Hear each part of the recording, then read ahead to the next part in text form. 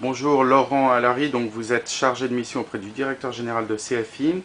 Je voudrais savoir donc quels sont pour vous les défis de la prochaine décennie en Afrique dans le paysage audiovisuel. Alors est-ce que ce sera la décennie de tous les dangers ou est-ce qu'il y a des opportunités importantes qui vont voir le jour? Alors, décider des vaches, c'est une bonne unité de mesure pour nous, puisque ça fait un peu plus de 20 ans que nous intervenons en Asie.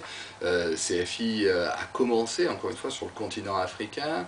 Nous avons aidé et accompagné la plupart des télévisions d'État historiques à devenir des télévisions publiques.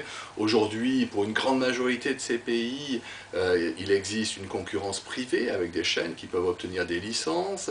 Et donc ce dynamisme se traduit par un marché aujourd'hui qui commence à bouillonner, qui commence à fonctionner selon des logiques de relations entre les producteurs, les diffuseurs, les annonceurs et les téléspectateurs. Bien évidemment, si l'on parle en termes de décennie, on peut penser que la décennie qui arrive va être la décennie qui va vraiment lier l'audience à l'opérateur. Aujourd'hui, on constate en effet que si les opérateurs historiques sont certainement les mieux distribués, peu se soucient encore dans le détail de leurs audiences principales, et en tout cas elles sont mal monétisées encore. On a tout à fait conscience qu'aujourd'hui un certain nombre d'opérateurs de très bonne qualité pourraient optimiser déjà leur grille actuelle avec des réflexes qu'ils vont forcément devoir acquérir comme nous l'avons fait à une certaine époque, et nous sommes là, nous, avec des experts que l'on va mettre à leur disposition pour prendre conscience de la valeur d'une grille, pour lier la grille à l'intérêt du public, pour travailler par rapport à de l'autopromotion quand on aura plusieurs chaînes sur certains opérateurs, pour travailler par rapport à la concurrence, pour pouvoir travailler aussi dans une logique régionale avec certaines chaînes qui commencent à émerger au niveau régional. Également, ça va être la période, les 10 ans du numérique, avec des changements bien évidemment de consommation qui vont être marquants.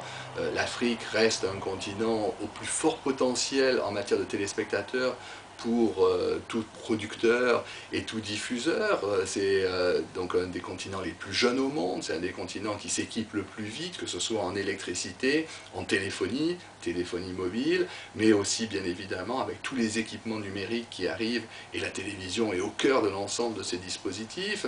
On ne peut pas ne pas parler d'Internet et des relations qui sont également naissantes et émergentes sur le continent entre les opérateurs Internet, les opérateurs telco et les opérateurs de télévision.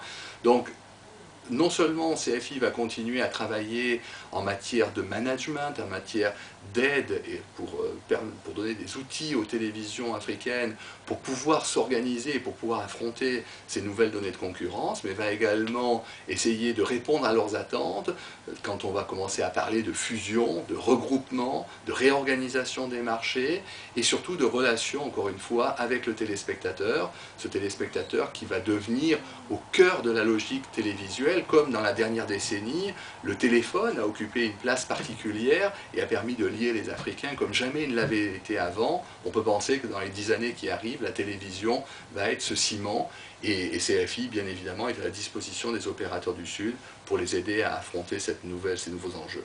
Merci.